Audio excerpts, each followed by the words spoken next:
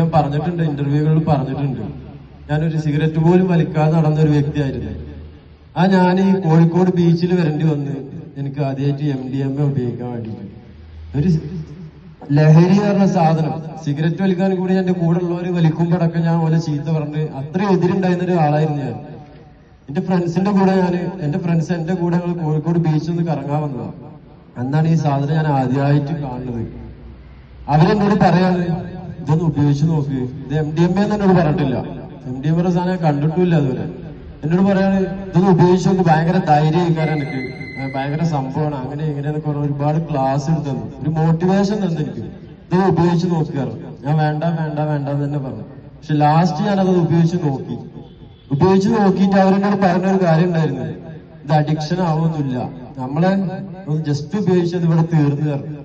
പക്ഷെ ആ പറച്ചില് വെറുതെ ആയിരുന്നു. പിന്നെ ഞാൻ ഇതിലേക്ക്